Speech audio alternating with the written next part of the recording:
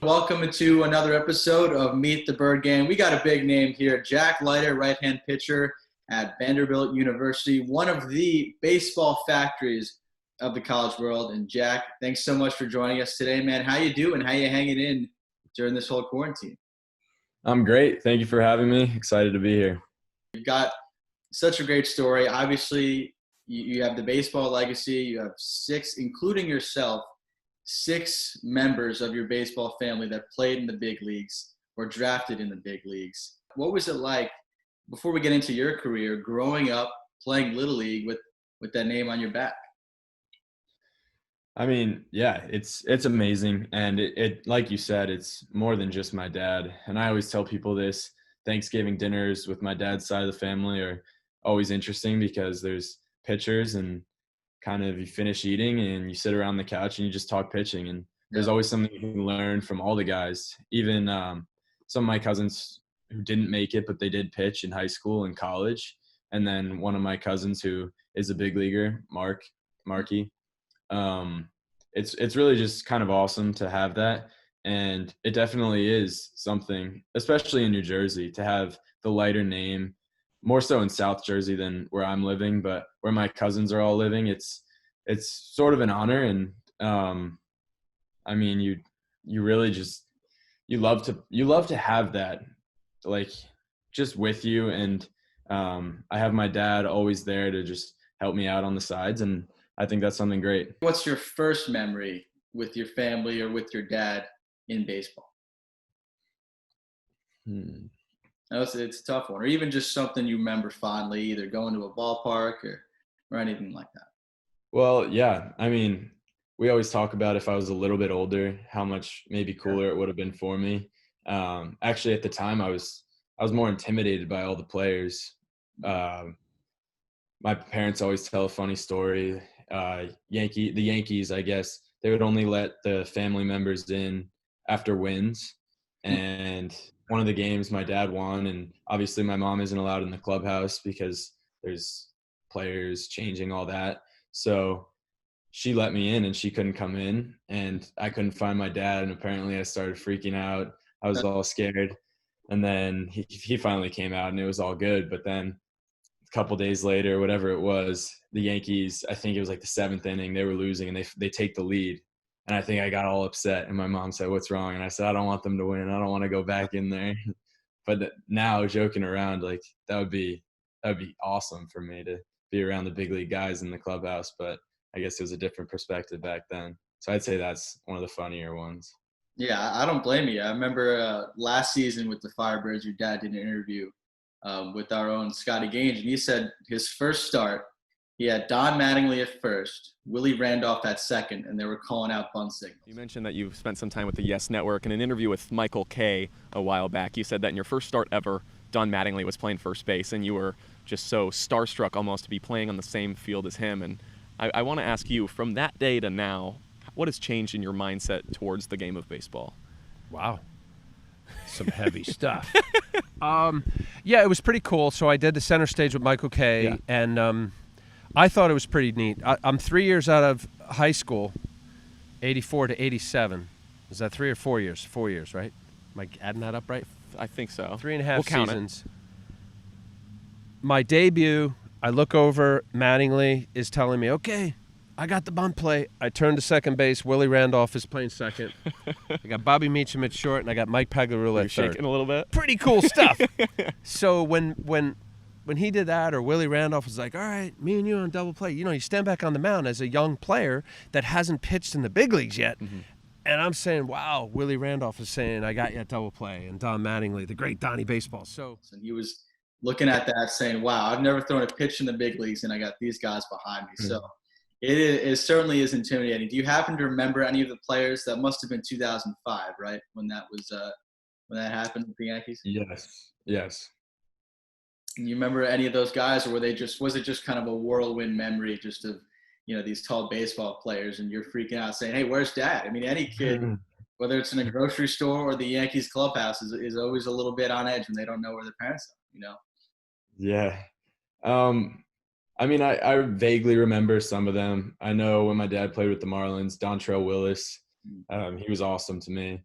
I think I really liked him and kind of looked up to him. And he's one of the guys that I remember. And there's some cool pictures of me when I'm little. My dad, I think it was in like maybe the tunnel going to the clubhouse. It's my dad, Gary Sheffield, Derek Jeter, and then me, just little tiny me right there, which is, it's a funny picture. But I mean, no, I was too young to really have any clear memories of all of that, which is kind of unfortunate. But it's been nice because obviously he's been around more than he would have been if he was playing in this time.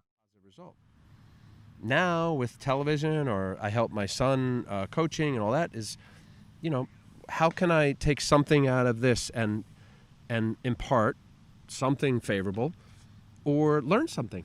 Right. Yeah. You talk about coaching your son, and I've watched you, Sunday you were coaching the pitchers. You coached everybody today, and you're going to do it a little bit later after this interview. Is that something you'd ever want to go into as a career-wise? No. Why? I like my life.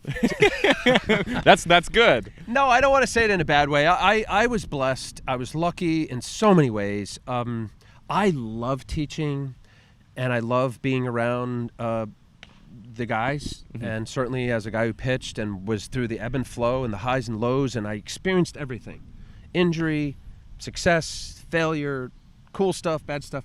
So I kind of can see it and visualize, okay, what can be pulled out? What can I add? What can I help? What the coaches do and the time that they put in, especially at the major league level, professional level, those folks, they work. Yeah. I mean, I know it's only a baseball game. 7:05 baseball game in the big leagues. You're getting there as a coach at noon.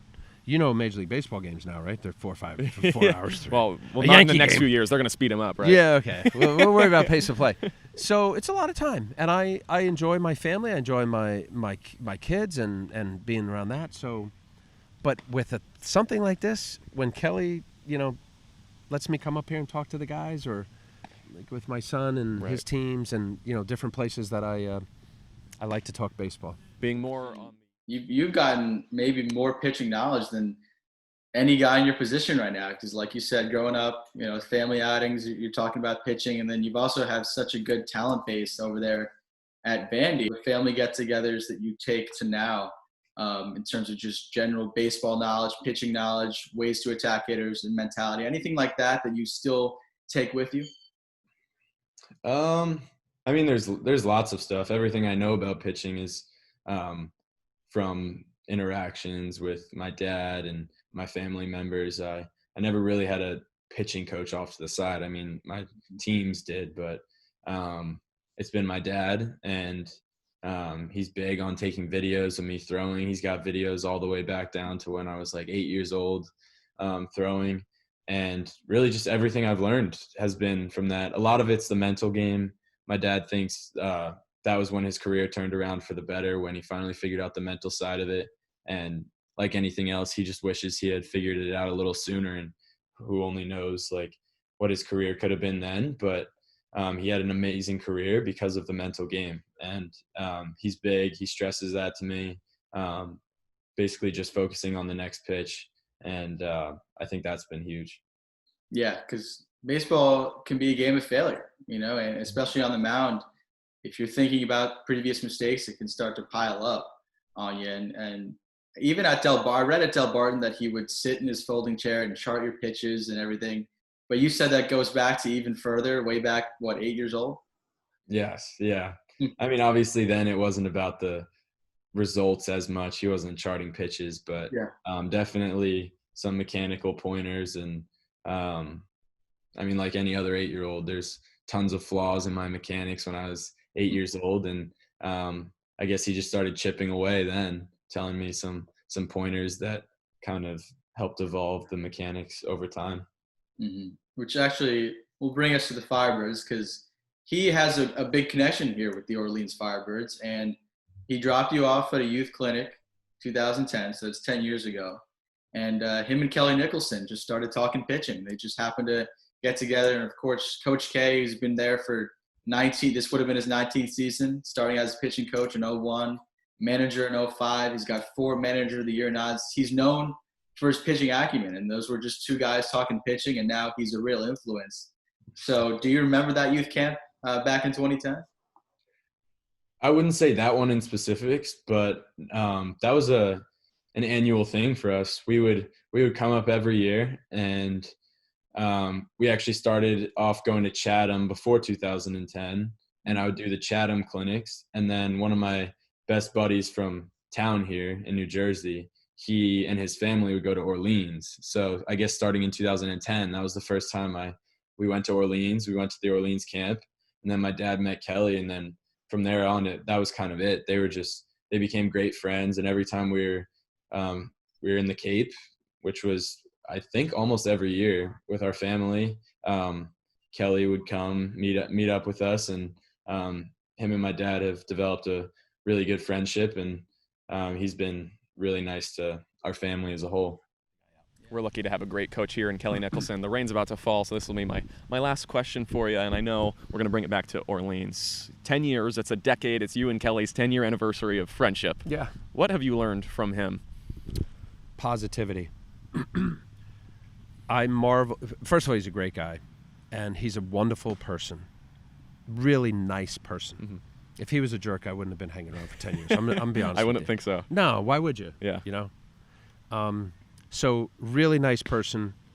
What I learned from Kelly is patience and positivity, first and foremost. Aside from his kindness and generosity, very generous. But I've had a lot of conversations with him now over the years, and he doesn't say one bad thing about any of his players.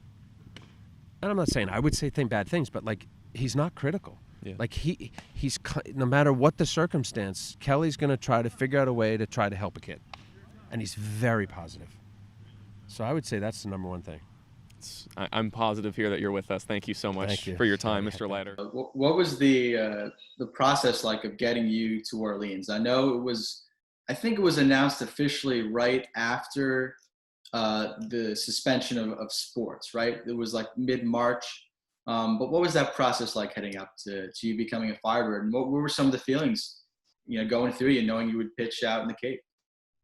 I mean, it was like playing at Vanderbilt. That was one of the dreams. They kind of go together from a young age. You want to pitch at Vanderbilt and pitch in the Cape Cod League. So it was something that I dreamed about forever. And like I said, I grew up going to the camps, and my dad and Kelly were great friends. And Kelly would joke when I was 12 years old that I'm going to play for the Firebirds. And I mean, it would have been awesome. Obviously didn't work out this summer like that, but it was definitely a dream come true, and I was very excited. Your dad was drafted like you were out of high school, and he went right to the Yankees. It seemed like your commitment to Vanderbilt was pretty strong throughout. Yes, definitely. And made that pretty clear to the guys I played with, the coaches, and the scouts when they reached out. I had a strong commitment to Vanderbilt, and that wasn't going to change. And it was a dream of mine since I was little to play at Vanderbilt, and it kind of didn't become a reality. Like I said, I wasn't one of the guys who was committing freshman year. I was nowhere near getting Vanderbilt's attention at that time. And when it finally came true, I knew it was the right place. Visited a couple other places, but Vanderbilt was the best place for me based on the coaching staff, all the alumni, and how they come back. I think it's just an awesome environment, and it was kind of a no-brainer for me. Let's get to your first start. That's one that I'm sure you, Commodores fans at Vandy, and a lot of other people in the baseball world won't forget. Yes, 5 innings, no hit ball, 12 strikeouts out of the 16 guys you faced. It was one of the best debut performances in Vandy's history. What was your first college start like, maybe the night before, the day of, your thoughts as you're going out to the mound? Well, leading up to it, the biggest concern actually was the weather. I didn't know if we were going to play it. I was just hoping I don't go like an inning and then we have to wait like 45 minutes, whatever it was. I was just hoping we were going to get to play. And obviously the turf helps out, and it was raining and it was cold, but when you're throwing, you're the warmest guy on the field because you're moving constantly, and that's never really an issue. And the adrenaline was definitely pumping, and I was excited. I was excited for the first start, and it was pretty fun day. When did you find out you were starting that game? It was a Tuesday game, right? It was a Tuesday game, yes. I'd have to go back. I think I don't think I found out until Sunday because we were in Arizona for that weekend. We had that series, and I was available. I was available in the bullpen, and I wasn't really sure, but I figured that if I came out of the bullpen one of the days and pitched like 3 innings, I wasn't going to be starting that Tuesday game. And Sunday came around and I didn't pitch, and then Coach Brown told me that I was going to be starting the Tuesday game. So I was pretty excited, and my dad wasn't planning on coming to that because he was out in Arizona, and he changed his flights and he came to Nashville to watch that, which was pretty awesome. And yeah, I was excited with how it went. Yeah, it must have been hyped. You hear that from coach and you're telling your dad, and now you got 2 days to think about it, right? So what was that like in between? Was it all just, hey, let me get out there and pitch, or were there some butterflies for you? I mean, the nice thing about the high school summer ball circuit is you have those high adrenaline, high nerves type situations, pitching at Wrigley Field or pitching against some of the best guys in the world at USA. In all those events, there's just a lot of situations like that, and obviously a little nervous, but kind of nothing I wasn't used to from those events that I just mentioned. And I think it's good to be nervous. Sometimes, maybe whether it was in high school or whatever it was, if I was pitching a game that was a regular season game, whatever it was, I would kind of catch myself and say to myself, like, you need to be more nervous. You need some adrenaline. And I think that's important. So I think that I was nervous, but I think that is important. Yeah, it was probably also really special to have your dad. It seems like he almost never missed a game, and even having him at your first start at Vanderbilt, what was that like, knowing that you have someone in your corner and a familiar face in the stands? Yes, it's always awesome. And like you mentioned, he charts all the pitches. He still does it, even though there's film now.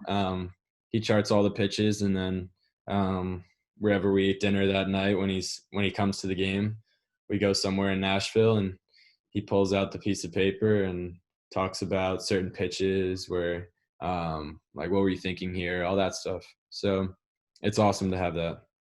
Quite a way to begin your college career. And overall in the season, you go 2-0, 22 strikeouts, opponents hit under 100. But that must have helped, really, right? Getting that first start, was there a sense of, hey, I belong here with you and your teammates? Yes. I don't know about the sense of belonging, just because we had been facing our own guys, and like I said, the environment's great. So the team made all the freshmen feel as though they do belong, and the competition before really did simulate game-like situations in all our inter-squad practices and scrimmages. So that helped with the transition, and it did. I felt pretty confident after that game, and it was a fun. Even though, like we said earlier, you had the strong commitment, you still get drafted by the Yanks in the 20th round, and your teammate, Anthony Volpe, he's the first round pick. He also had signed with Vanderbilt. So what was it like, you two guys kind of being together in that situation? It was awesome. I mean, we became really close over the 4 years at Del Barton. We went through all the summer stuff together, all the basically every experience I talked about, he shared with me. He was on the USA team. He was at Perfect Game, Under Armour, all those events.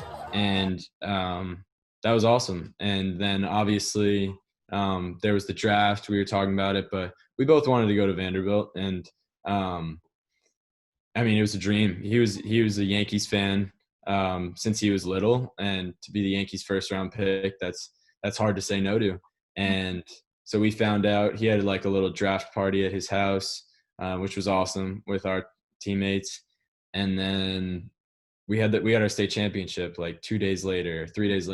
So the day I got drafted, I think was supposed to be our state championship, and it got rained out, but we played the next day. And yeah, it was another day I definitely won't forget. And yeah, it was an honor. Yeah, I think it says here that the news kind of came out while you guys were taking batting practice. Yes. So we went to the field we were going to take batting practice at, which was near the field where the state championship was, kind of far from our high school. And that's when we heard our coach like played the whatever. I don't even know. I think it's like streamed after the first couple rounds, and he played that, and everyone got excited. It was a fun moment, and I mean, it's an honor to be drafted by the Yankees or drafted by anyone, but yes, definitely an honor. You worked with Team USA, right, in 2018. What was that experience like? I know it's always special for any athlete wearing the USA across your chest. Yes, definitely. It's very special, and all those events, you start at just getting invited to Tournament of Stars is awesome, and that was 80 people. They've since changed the format of the USA tryouts to like the PDP League, but for me, it was Tournament of Stars. It was 80 guys, and you were in Cary, North Carolina with the host family, and it was a lot of fun. I mean, playing against, again, lots of future big leaguers and really good players, playing with and against them, and kind of just building friendships and bonds that I think will last a long time. And you go from there to the trials, which is down to 40 the week after, and another same thing, compete against the best guys, compete with the best guys. We even played the collegiate national team at that point, so that was awesome. And then later down the road, it was in the fall, and I had to ask my my school if I could miss school because it was missing, I don't even know what it was, maybe 3 weeks of school to go to Panama. Well, first Florida, and then Panama, which, again, something I'll never forget. And that might be my best baseball memory up to this point, playing in Panama and being with all the guys and those hotels and just all those experiences. And then later down the road, it was in the fall, and I had to ask my my school if I could miss school because it was missing, I don't even know what it was, maybe 3 weeks of school to go to Panama. Well, first Florida, and then Panama, which, again, something I'll never forget. And that might be my best baseball memory up to this point, playing in Panama and being with all the guys and those hotels and just all those experiences. Yeah, good thing I asked you, man. We would have missed your best baseball memory. That was the gold medal game, right? You went 4 scoreless, no hits, and 9 punch-outs there too. So you got, what was that like? I know you got the couple of state chips in high school, but this was a whole different level where you're winning a national tournament. Yes, yeah, no, it was awesome. I mean, same type of deal. That was probably maybe even more adrenaline than some of my starts this year. But going into that, I mean, I think we had lost to Panama already, but we had already played them, and it was a good game. I don't exactly remember. And I mean, we went all the way out there. We went through all that stuff, and we didn't do it for a silver medal. So we were definitely excited for that game, all of us as a team, and came out on top. I mean, the offense on that team was ridiculous. That was the best offensive team I've ever played with. And I think they talk about it as maybe one of the best 18U USA offenses because it was ridiculous. We were scoring like 12 runs a game or something. So that was fun. It was fun to pitch on a team that you didn't really have to worry about run support. Yeah. Yeah, it doesn't hurt. You know, you just go out there and keep the lead. I know you got the fastball, 12-6 curve, slider, change. So whatever order you want to go, maybe just like your grip and how you release. Because for like baseball fans of Orleans, I'm sure they'd love this. Yeah. So 4-seam fastball, obviously truest, straightest pitch. So it's going to be your fastest pitch, and that's one I rely on the most. I like to establish it early in the game and early in counts, and I even like to throw it as a strikeout pitch, whether it's up or down in the zone. Kind of just, it's a really good attack pitch, obviously, most basic pitch. But then the 2-seam fastball, I like that arm side away on a lefty or in on a righty a lot of the time. I mean, mine's not doing anything crazy, but just a little bit of movement can make a big difference on if they make contact, where that is on the bat, whether it misses a barrel or anything like that, or just a perception of a strike looking like a ball or a ball looking like a strike. Curveball, I hold it like that and pull down on that seam. And my dad taught me from a young age, basically just get on top of it and pull down, and kind of just don't try to make it break, but try to make it spin. Think how many times you could spin it before it gets to home. And yeah, that's been a big pitch for 0-2, and I like to work it off of my fastball. I think it kind of works nicely. And then this is the slider right here, a little offset middle finger pressure. And that's kind of more of an aggressive pitch than the curveball. It's a pitch that I like because when I was younger, I was just fastball, curveball, and it was kind of tougher to get that curveball for a strike if it was breaking big, because when it lands in the strike zone, it kind of looks like it crossed above it. And when it crosses through the strike zone, it lands below it. And it was kind of tougher to get calls. So started throwing a slider, which was my dad's best pitch. Well, his was a cutter, but same grip. And that's a better pitch to get called for a strike. And then on days where the curveball's not on, I like to go to that for some strikeouts too. And then changeup is something that I've always been working on, and haven't found one that I love, but this is the latest right here. And kind of just think pronation and ring finger and thumb pressure, and kind of loose with it, and just aim at the knees. Hopefully it dives down a little bit and looks like a fastball until the end.